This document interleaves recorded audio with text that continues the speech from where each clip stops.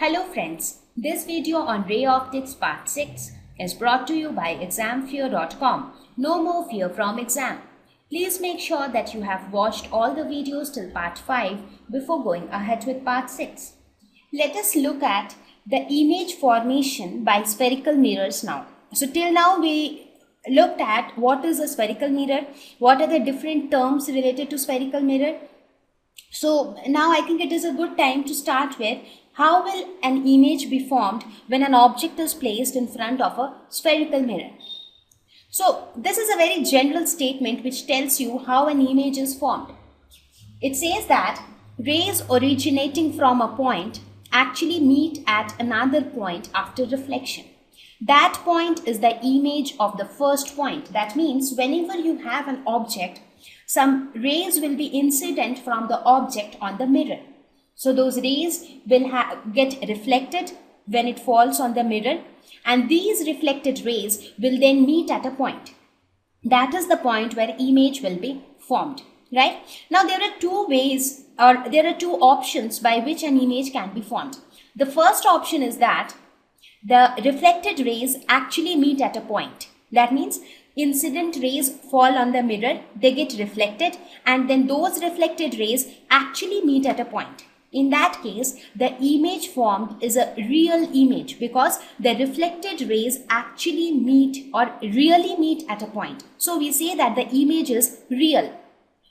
The second option is the reflected rays do not actually meet at a point. They appear to meet at a point. So in that case, we say that since the rays are not really meeting, so we say that the image formed is a virtual image. So these are the two categories of image which we will obtain when an object is placed in front of a spherical mirror.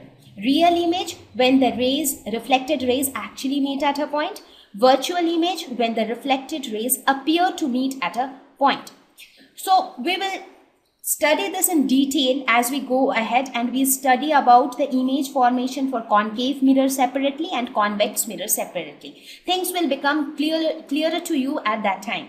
So in this case, here let us look at some of the very general examples. Here you see this boy is standing in front of a plain mirror, the mirror which you normally have in your dressing tables at your home. So when you stand in front of the mirror, you can see your image. So the image which you see, that is basically a virtual image, right? Where the rays of light appear to meet and you can see an image of yours. So the virtual image is generally an erect image. That means it is straight. I mean, the way you are, your image is in the same way. In case of now, instead of the plain mirror, if you have a convex mirror, then what happens? Here also you get a virtual image, because in convex mirror, I told you, right? You saw in the previous slide that when a ray which is parallel to the principal axis falls on the convex mirror, it gets diverged and it looks like as if it is meeting at a point, that is the principal focus. So in this case, the reflected rays does not actually meet at a point. They appear to meet at a point. So we get a virtual image. So in convex mirror, this is how we get an image. Now in case of a concave mirror, here also if you see, you are getting a virtual image. Actually, concave mirror is the one where you can get a virtual image as well as a real image depending upon the location of the object. If your object is very close to the mirror, in this case, the boy is standing very close to the concave mirror. So in this case, the image which is formed is a virtual image. Now you might ask, why is it so? In convex mirror, you are always getting a virtual image. But why in concave mirror, if you are standing near, you get a virtual image. If you go far, you get a real image. You will understand this better when I go ahead and I show you the ray diagrams for each different location of the object in case of a concave mirror. So you will see that for a concave mirror, if the object is too close to the mirror, the image formed is a virtual image. Whereas if the object is located little far from the mirror, so in this case, this is your object, this boy was your object, and in this case, a real image is formed, but the image is inverted, right? And in this case, the image is formed on the same side of as the object, right?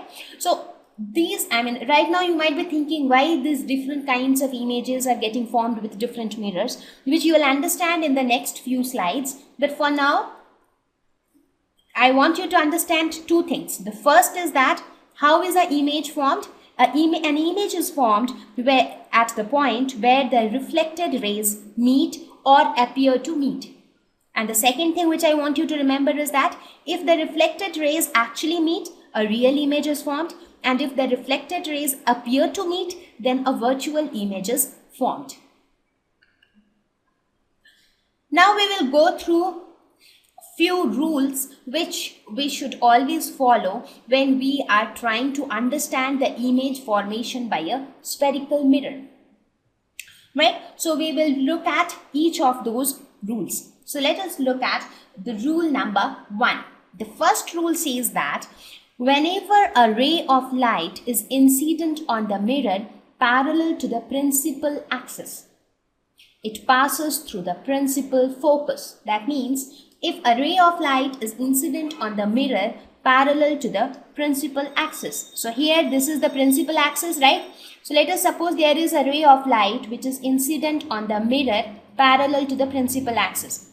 So it will bounce back, and after reflection what will happen? It will pass through the principal focus. That means after reflection it will pass through this focus. So this is the first rule. It says that a ray of light which is parallel to the principal axis after reflection will pass through the principal focus. And this is true for both the types of mirror, concave as well as convex. So this is a concave mirror. I think you are no more confused with which is a concave mirror and which is a convex. I am reminding you once again, concave. Cave means inside. That means the inside surface is silvered. So this is my inside surface which is silvered. Now in convex mirror again, let us suppose there is a ray of light which is parallel to the principal axis and is incident on the mirror. So what will happen? It will get diverged, right? But if you extrapolate it, it will appear to pass through the principal focus, right? So this is my first rule. So let us look at rule number 2. So rule number 2 states that a ray of light which passes through the principal focus towards the spherical mirror after reflection is reflected parallel to the principal axis. So if you look at it, this is just the opposite of rule number 1. It says that if there is a ray of light which is, while it is incident on the mirror, it passes through the principal focus. That means you have a ray of light which passes through the principal focus and then falls on the mirror. It says that it passes through the principal focus towards the spherical mirror. So this is my incident ray. Now as it falls on the mirror, it will undergo reflection, and after reflection it is reflected parallel to the principal axis. So after reflection it goes parallel to the principal axis. Correct? So the same should be true for a convex mirror also. Let us suppose you have a ray of light which falls on the mirror such that it is virtually passing through the principal focus, because in case of a convex mirror, the principal focus itself is a virtual focus, right? Here the principal focus is a real principal focus. So now this ray of light after reflection will go parallel to the principal axis, somewhat like this. Now let us look at rule number 3.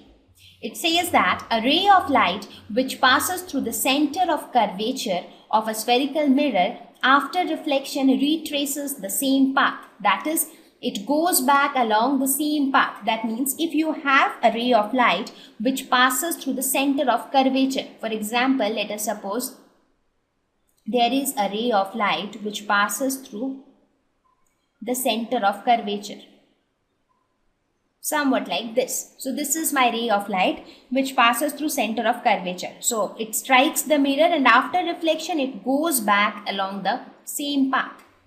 Correct? So here also the same thing will happen. Let us suppose we have a ray of light which is virtually passing through the center of curvature. Now after reflection, as it strikes the mirror, after reflection it will go back along the same path. So wherever we are drawing this dotted line, that means this ray of light is virtual. The actual ray of light is coming here and then going back from here. But virtually it is as if it is passing through the center of curvature. Right?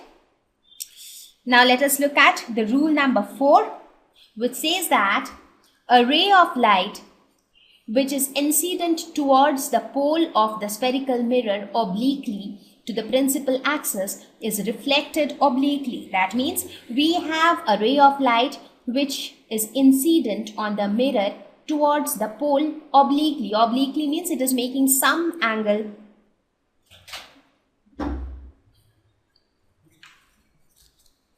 So when this ray of light falls on the spherical mirror obliquely towards the pole, then after reflection it gets reflected back again obliquely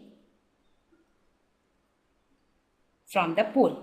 So this is my angle of incidence and this is my angle of reflection. So these two angles are equal, as we know from law of reflection, right? So similarly in this case also, for convex mirror also the same thing happens. If a ray of light falls obliquely to pole, after reflection again it gets reflected back obliquely, right? So these are the 4 important rules which you should always keep in your mind before we go ahead with image formation by a spherical mirror, right? Thank you. Please visit examfear.com to watch free educational videos, try free online tests, get the best quality study materials, study from the best tutors and mentors, and much more. Thank you once again.